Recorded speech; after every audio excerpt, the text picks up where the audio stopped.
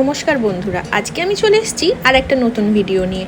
রবিবারের বিকেলটা ঘরে বসে কি আর কাটানো যায়? একদমই না। সেই জন্য বেরিয়ে গেছি আজকে একটা নতুন জায়গায় ঘুরতে যাওয়ার জন্য। অবশ্যই এর আগে যে আমরা এখানে যাইনি তা নয়, অনেক বছর আগে একবার ঘুরে এসেছি।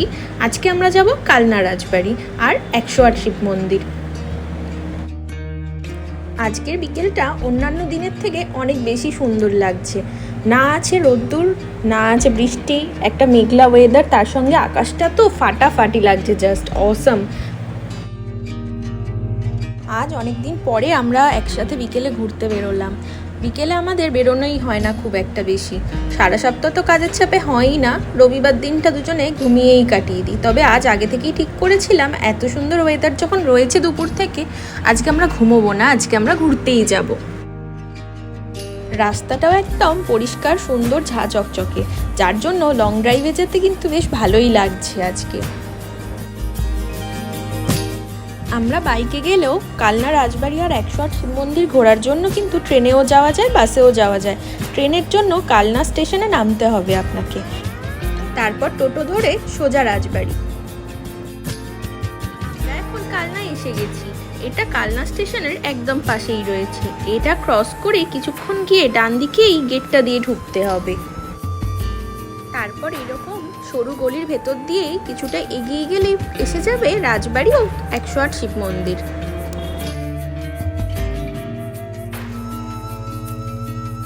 এসে গেছি আমরা আমাদের গন্তব্যে। এখানের এই কালনা রাজবাড়ি 1700 সালের পরেই তৈরি হয়েছিল।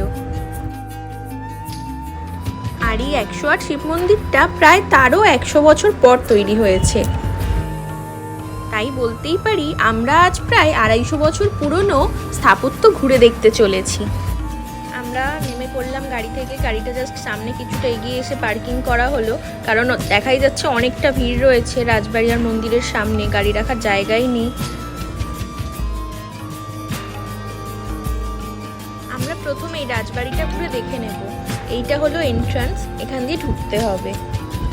ঢুকেই যা সামনেই যা সুন্দর একটা ভিউ পাচ্ছি আমরা, অসাধারণ লাগছে। এখানে কয়েক সেকেন্ড দাঁড়িয়ে দেখতেই হবে পুরো জায়গাটা এক ঝলকে। অপূর্ব লাগছে, জাস্ট অপূর্ব। আর তার সঙ্গে আকাশটা এতটাই সুন্দর হয়ে রয়েছে যেন এটাতে আরো বেশি সৌন্দর্য অ্যাড করে দিচ্ছে। আকাশটার জন্যই যেন বেশি সুন্দর লাগছে। আমার তো খুবই ভালো লেগেছে আকাশটা আজকে যা অসাধারণ হয়ে রয়েছে। সামনে ঢুকেই বাঁ হাতে পড়বে এই শিব মন্দিরটা, খুবই সুন্দর রয়েছে, টেরাকোটার কাজ করা রয়েছে। তারপর কয়েক পা এগিয়ে আসলেই রয়েছে এই জায়গাটা। এই জায়গাটা অসাধারণ রয়েছে, স্ট্রাকচারটা তো খুবই সুন্দর, তার সঙ্গে ভেতরের জায়গাটা অসাধারণ লাগছে, পুরো গোল হয়ে রয়েছে জায়গাটা।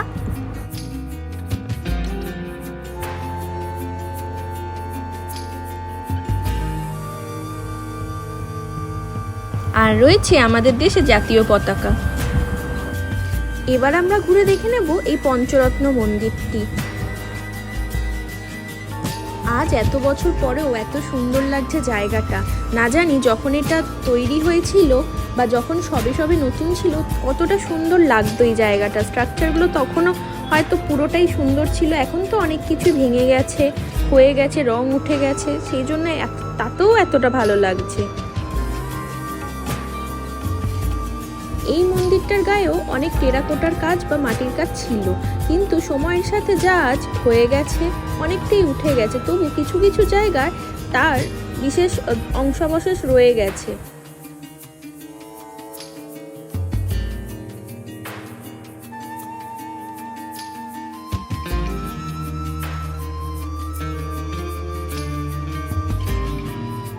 এবার আমরা ঘুরে দেখে নেব কৃষ্ণচন্দ্রজি মন্দির, যা 1751 সালে নির্মিত হয়।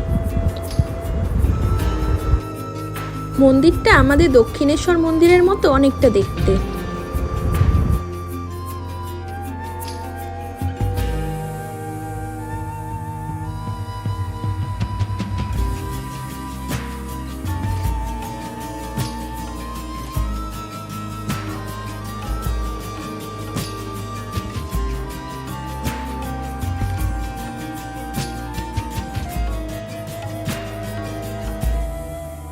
মন্দিরের গায়ে খোদিত টেরাকোটার কাজগুলো অনেকটাই উঠে গেছে, পাশে এই কাজগুলো এখনো রয়ে গেছে।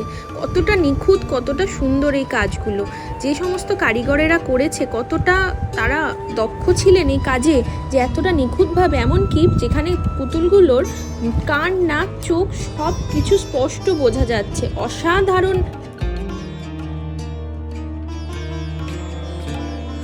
এখানে ঘুরতে এলে কিন্তু হাতে বিশেষ করে অনেকটা সময় নিয়ে আসতে হবে, কারণ প্রত্যেকটা মন্দির প্রাঙ্গণ অনেকটা এলাকা জুড়ে, আর তার সঙ্গে মন্দির আর রাজবাড়ি সব মিলিয়ে ঘুরতে কম করে যদি ভালো করে ঘোরেন 1.5 থেকে 2 ঘন্টা তো সময় লাগবেই। আর জায়গাটা এতটাই সুন্দর, আপনাদেরও সহজে জায়গাটা ছেড়ে যেতে ইচ্ছা করবে না।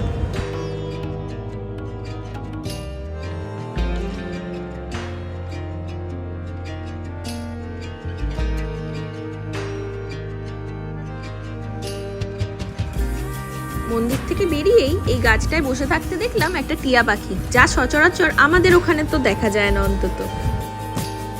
এবার আমরা ঘুরে নেব লালজি মন্দির।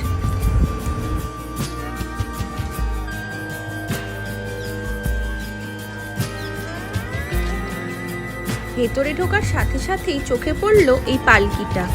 আমার কিন্তু এই প্রথম পালকি দেখা। আপনারা কতজন দেখেছেন এর আগে আমি জানি না, কিন্তু আমি কিন্তু এই প্রথম পালকি সচক্ষে দেখলাম।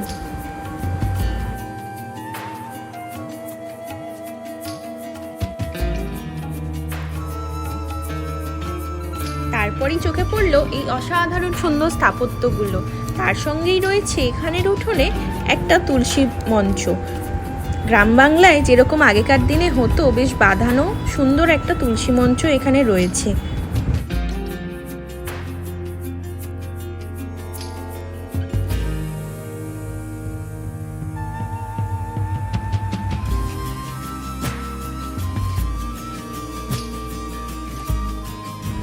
এইখানে এই বিল্ডিংটার ছাদে এগুলো কেন রয়েছে আমি ঠিক জানি না, তবে সাপ, কুমির, মাছ, অনেক রকমেরই জন্তু দিয়ে একটা বেশ সুন্দর স্ট্রাকচার তৈরি করা রয়েছে। ময়ূরও রয়েছে এখানে, আরও অনেক নানা রকমের জন্তু রয়েছে, দেখলে সামনে থেকে ভালো করে বোঝা যাবে। এটা হলো নাট মন্দির। এখানে সন্ধেবেলায় অনেক বয়স্করা বসে আরতি, কীর্তন গেয়ে থাকেন। রাধাকৃষ্ণ মন্দিরের সামনেই এই নাট মন্দিরটি রয়েছে। এই মন্দিরের গায়েও অনেক টেরাকোটার কাজ খোদাই করা রয়েছে। কি অসাধারণ শিল্পী ছিলেন তিনি, যিনি এই কাজগুলো করেছেন। আমরা মন্দিরের কারুকার্যের নাম হয়তো সবাই জেনে থাকি, কিন্তু এর পেছনে যাদের আসল খাটনি বা যাদের শিল্পকলা রয়েছে, তা সেই সমস্ত কারিগরদের নাম কিন্তু আমাদের অজানাই থেকে যায়।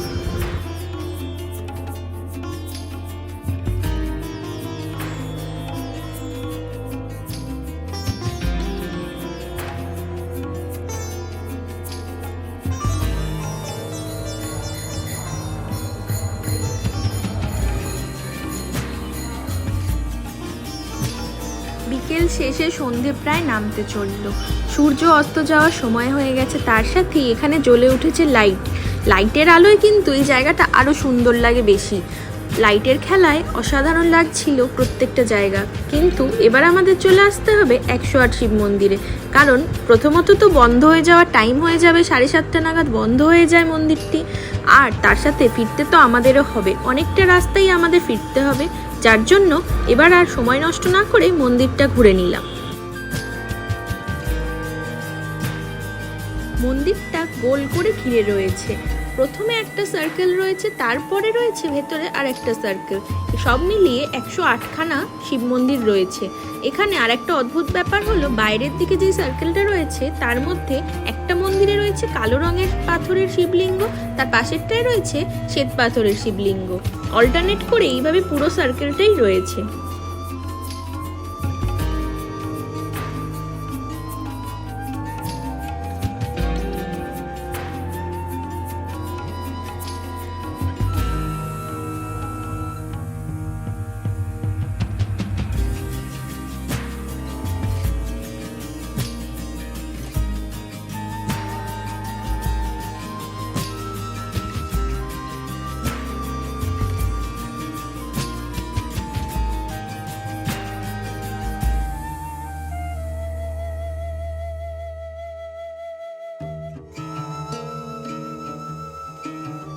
চলুন এবার ঘুরে দেখে নেওয়া যাক ভেতরের সার্কেলটা।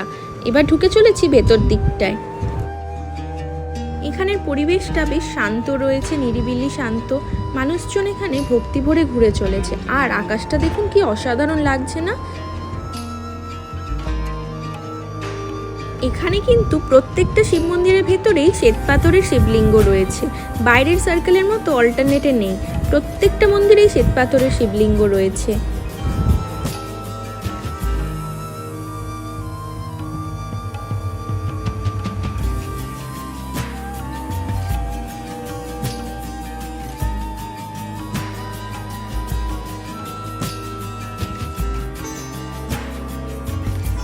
খুব সুন্দর একটা বিকেল কাটিয়ে একটা সুন্দর জায়গা ঘুরে এবার সময় হয়ে গেল বাড়ি ফেরার।